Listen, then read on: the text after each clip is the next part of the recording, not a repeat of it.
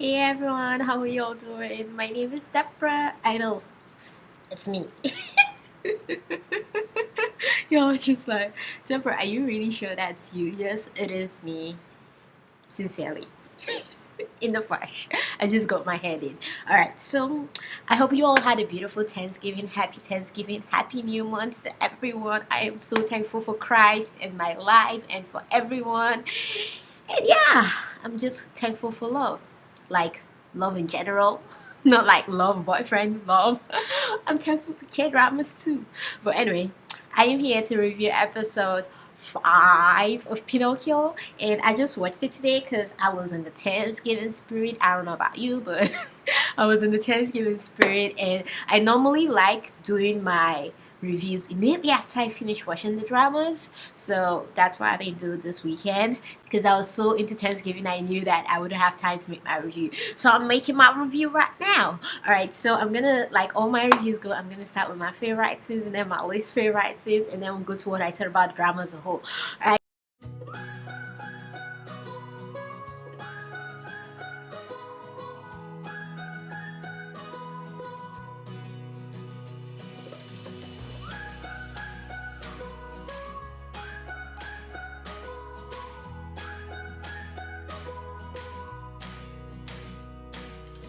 So my number one favorite scene this week was definitely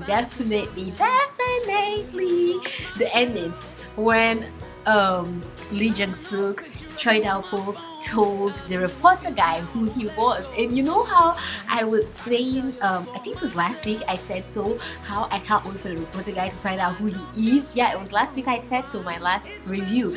And now he's finally found out who he is. So I think it's gonna be pretty interesting to see if his conscience leads him to help Choi Dao-ho or not. So it's gonna be pretty interesting, and I'm really excited about that. So I'm really happy. Like that scene when I just love the whole dynamics of how the reporter guy was like, dude, we both know you ain't here because you want to be here, so tell me the truth, okay? Let's not lie to each other, and this is gonna be kept out from everyone, and you can tell me the truth, because if you tell me you want to be here, I know that's a freaking lie, because I know from your heart of hearts you don't want to be here. So I really like that, and that was really cool. Now my second favorite scene this week was definitely the dad scene.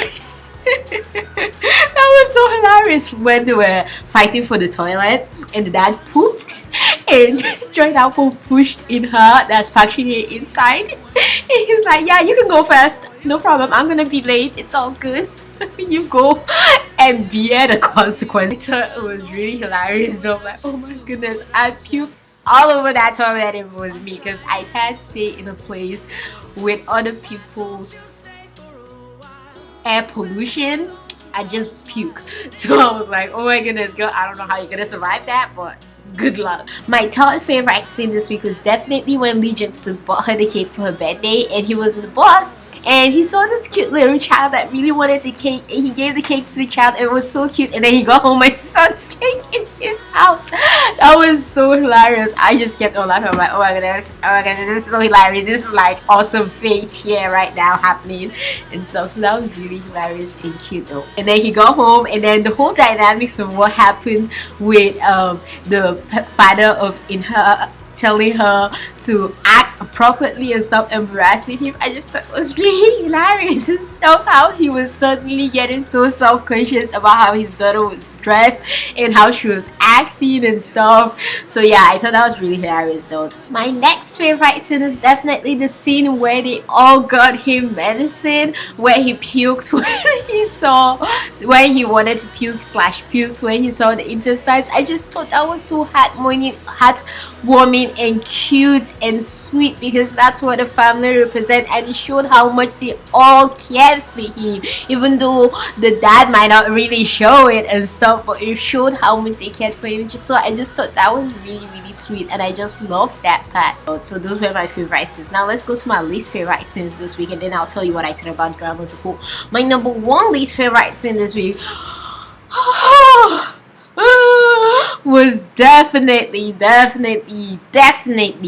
when the brother threw that guy into that place, I kept on praying. I'm like, Father Jesus, please, please, please, please, no, don't let him do this to himself. He's just gonna hate himself because this is not who he is. And oh, okay, I'm gonna talk about all that at the ending, but I just didn't like that scene when he threw the guy in and he's like, yeah, I'm the firefighter's son and you're gonna die here, etc, etc. I really didn't like that scene. I hated that scene. It was so sad watching someone that was just cute and cool and nice going to being someone so evil. Oh! Anyway, I'll get into all that later, but I didn't like that scene. My number 2 least favorite scene this week was definitely in her meeting with her mom, when her mom told her that she regrets leaving in her for her job. And I'm like, seriously, girl, why will you believe what she's telling you? She needs you and she knows you're extremely emotional about her and you're sensitive to issues about her, so she'll obviously tell you this because she knows that's what you want to hear. That's gonna be the factor or the thing that's gonna push you to join her company. How can you be so foolish? So yeah, I didn't like that scene. I'm like, oh my goodness. Immediately the mom said that to her. I'm like, oh my goodness, she's gonna bite now and she's gonna join this company. Oh no, don't join in her, no. But I guess the drama would happen if she hadn't joined, right? So yeah. My next least favorite scene this week was definitely the part where in the beginning Inha was talking to Dalpo and she told him about how she felt, and she was trying to tell him she's not jealous about him. Before she told him how she felt, she was trying to tell him she's not jealous, and he just walked away. And then the part where she told him how she felt is just like, oh, I'm just gonna get over this, so don't worry about this. Deuces. I'm like, oh, what's wrong with both of you? Don't just come to conclusions. Talk. Communicate. Communication is important. But anyway, that was one scene that I did not like. Now let's go to what I thought about the whole drama as a whole. Okay, the drama keeps on getting better and better and better. I definitely this week didn't go down for me. It's really amazing, like I always say, how they bring us, but this week was different. You know how I always say they bring us high and then low and then high? This week they brought us from a low to a high to a low. So it was a different switch from the usual dynamics, but I still liked it though. But I thought it was it's pretty interesting how normal the dramas, right, that certain episodes, every episode keeps you wanting to know what happens next, e.g. Secret. And this drama is one of those dramas in that I didn't know what they were going to use in this episode to keep us hooked. I was expecting maybe it was going to be in her joining the mom's company, but it was actually Choi Dalpo revealing his secret to the reporter guy that kept you hooked and kept you wanting to know what will happen next week. And that was the real, yeah, in her part was good and it was captivating, but his own part was so captivating that it keeps you wanting to know what's gonna happen next. So I really love how the writers always give this ending, this cliffhanger that really keeps you hanging and wondering what's gonna happen next. Like right now I haven't watched episode 5 and I'm just like, oh I freaking this, what happened next, what happened next, and I'm all at the edge of my seat and stuff. So I really like that about this drama. Like I said about the brother, I hated how he went bad, and it was so obvious even in his face. His face changed from this handsome hot brother to this vengeful guy filled with hate. And I love how they portray that too in his face, so you can see that when you let hate consume you, it takes over everything and stuff. But it was really sad though that he couldn't meet his brother, because I felt if he met his brother there would have still been hope for him. But the writer just had to make it so deep and so that she had to go make them not meet, and it was someone else that Lee Jung-suk met and etc, and the brother thinks that he's all alone in this world while Lee Jung-suk knows he has a brother, and it's just really sad. So I really did not like that, and I really hated seeing him change, and it was the saddest thing ever because this is someone that is so precious. Now let's go to the second male read. I wanted to talk about that last week, but I forgot about this. Am I the only one that has a problem with him? I'm like, wait, he's hot, don't get me wrong, I love him because he looks like Kim Woo-bin. I like him. No, I don't even love him. I say I'm attracted to his face. yeah, let's put it that way. I'm attracted to his face because he's fine and he reminds me of Kim Woo-bin, and he's Kim Woo-bin's friend. But his character here is so creepy though. He's just stalking her. We know nothing about his backstory. We just know that he liked her because she's been texting him. But who does that? Who is he? Who are his parents? Like, we know his mom is stinkingly rich, but who is his dad? Why does everyone answer to his mom? What's his story? He's so mysterious that it's really creepy, and his whole stalkerish attitude. Why is the mom just allowing it happen? It's just, yeah, I thought it was cool before that the mom is okay with her son liking this girl that's poor, but right now I think it's really creepy, it's really weird, and it's just like, no, you need to keep up. I'm gonna call the cops on you. Okay, but yeah, I don't have any second lead male syndrome in this drama, which is really weird because I always have second male lead syndromes in dramas, but I don't have any, like nada, nil, zero for this drama. So it's really shocking, and I'm like, I don't know, but is it only me? Tell me if you also have that thing in you, if you also feel the same way like I do in the comments down below. But yeah, in her and Choi Da-po's situation, I totally understand how Choi Da-po feels a Pinocchio shouldn't be a reporter because of her assuming that it's the truth because she's not Hikapin and etc.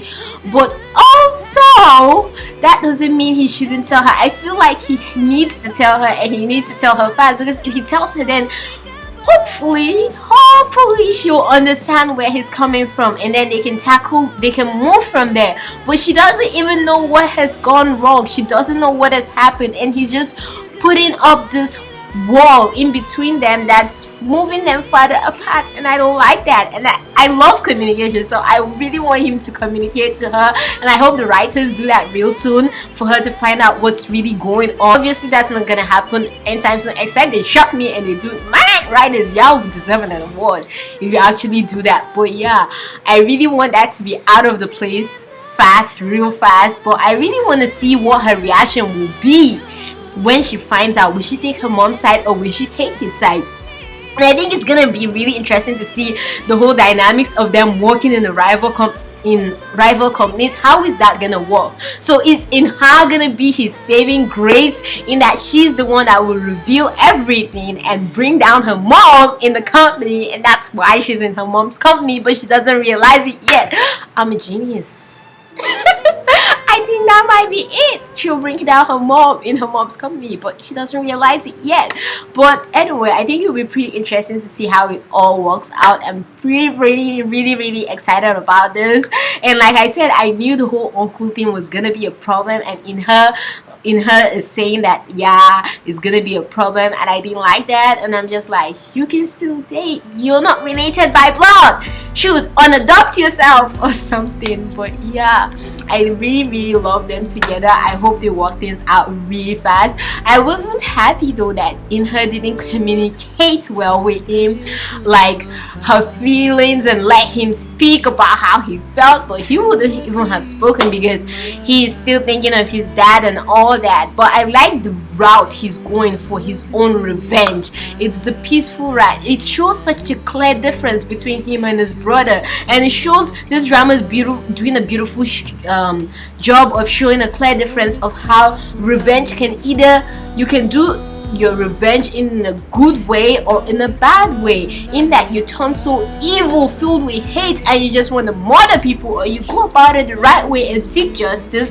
the lawful way. So it's really interesting seeing both sides. They're portraying both sides, so you know where one can lead you, that the other can lead you to disaster, and the other can lead you to good things and smiles at the end of the day, because I know Lee Jung-suk will be smiling at the end of the day. So it's gonna be really interesting to see how they portray it, if they're gonna let the brother go to disaster all the way to the end, or if someone's gonna save him and that's gonna be Lee Jung-suk or something. But yeah, I'm really excited about this drama. I still love it.